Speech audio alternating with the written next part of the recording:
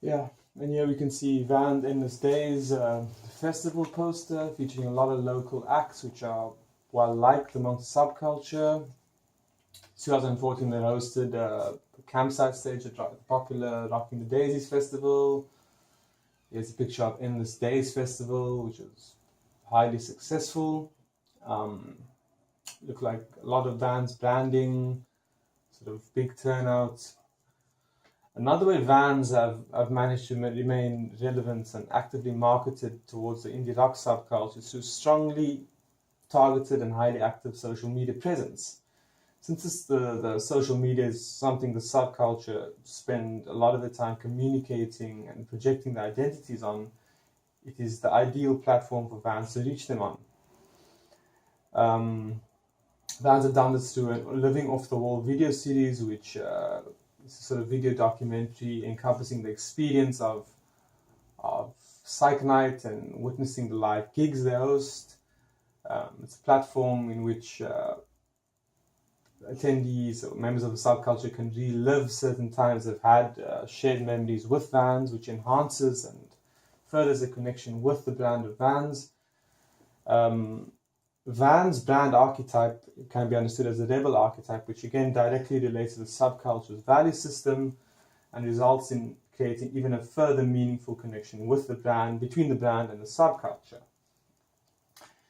And the rebel archetype, which Vans' brand embodies, ties into the anti sort of corporate undertones and as well as the symbolic resistance of the subculture itself, in the sense that the subculture seeks to identify itself with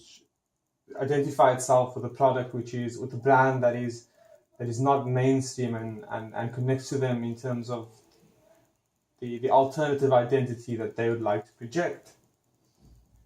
And here's an example of a Vans ad campaign. As you can see, not a conventional looking girl. She's sort of in a grungy sort of setting. And the caption for this ad was, "For the girl who does not follow," directly playing on the beliefs and value systems of the subculture. And you can see an ad that breaks sort of all conventions of what ads are meant to be. I'm busy.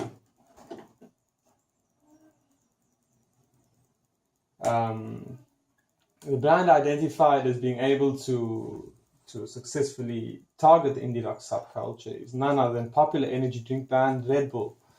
And this is mainly because the values and practices of the brand seem perfectly aligned to targeting the indie rock subculture.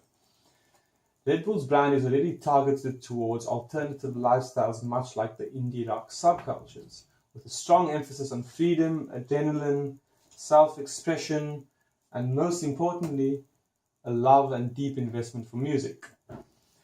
Red Bull, much like Vans, is strongly invested in showcasing local music talent through their globally situated Red Bull Studios, which already has a base in Cape Town, which is very convenient. Red Bull frequently sponsor music festivals, mainly of the electronic variety though. They do this by usually setting up a Red Bull tent, sponsoring certain sound rigs, sound for the events, and obviously having a strong brand presence through distributing free drinks to partygoers. The only barrier to consider with Red Bull targeting the subculture is Red Bull already at the moment have a strong focus on electronic and hip hop music, which sort of at odds with the indie rock subculture, as it's a subculture which are more likely to embrace a more organic sort of approach to music, which entails sort of your organic setup of a band, drummer, bass guitarist, guitar player, and singer. How Red Bull could overcome this hurdle is they could partner up with other groups to host live shows which feature local talent from within the subculture. They could sponsor studio time to artists, further sort of displaying their affinity to and their desire to expand the local music scene. Could sponsor sound stages and have a strong brand presence by pushing their product Red Bull at discounted rates, or even give it free at select music festivals. And here's a picture of Red Bull Studios in Cape Town.